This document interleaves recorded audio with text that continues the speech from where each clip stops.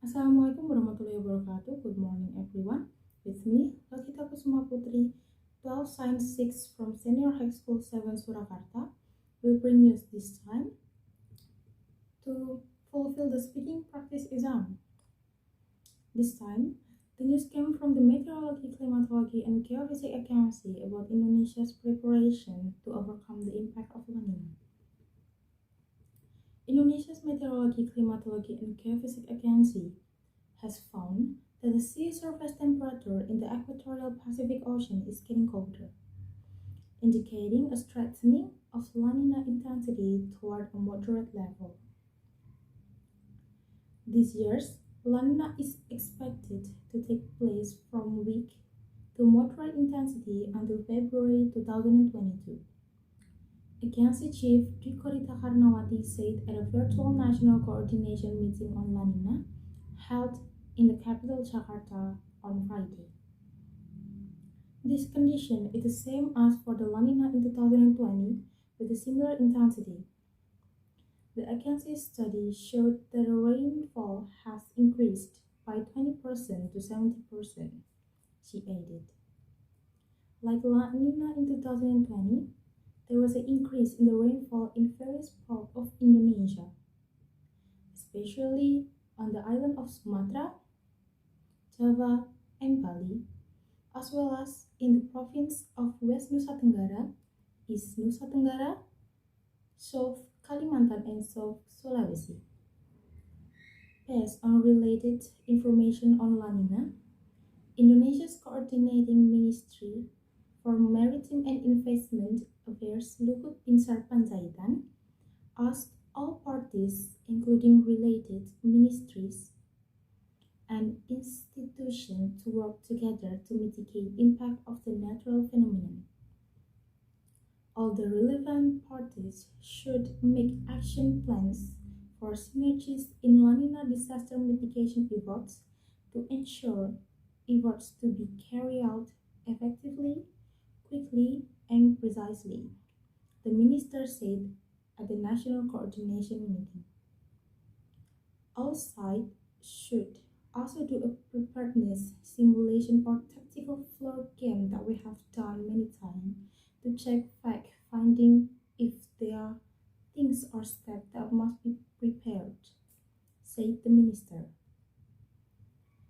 In the wake of the La Nina storm, Minister of Public Works and Public Housing Basuki Hadimulyono said preparations have been made, including emptying 205 dams with a total capacity of 4.7 billion cubic meters.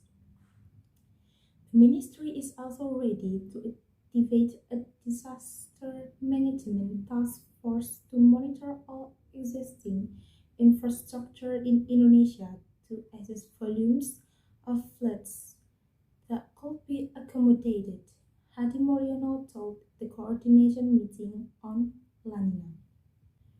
We currently have 231 dams plus several new dams, and the ministry has calculated the flood capacity on the dam, he added.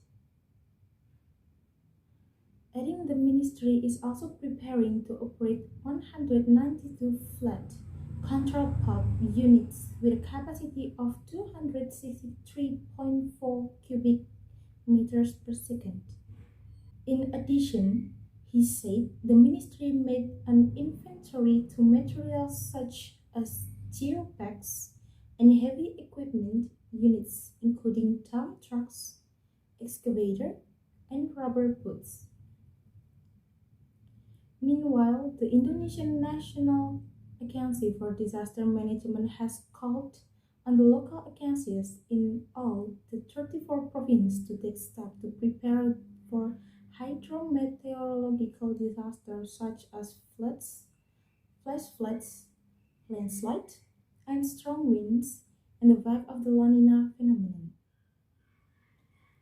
Historical records show that La Nina in 2020 caused an increase in the accumulation of monthly rainfalls in the Indonesia by 20% to 70% of normal conditions, the agency official Prasinta Dewi said in a statement on Friday.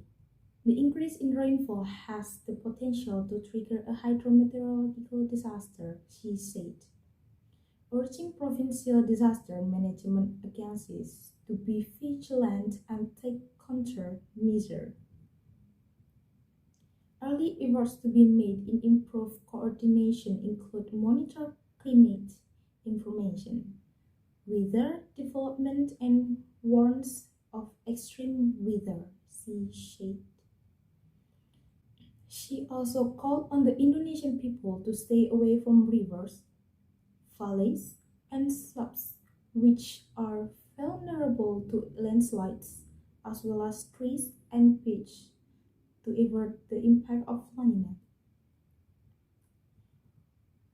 For saying hydrometeorological disaster, Dewi also asked local agencies to make early preparations related to human resource, logistic and equipment, as well as healthy service facility in accordance with healthy protocol over the COVID-19 pandemic.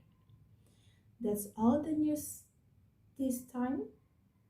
Don't forget to obey health protocols and don't forget to keep your distance.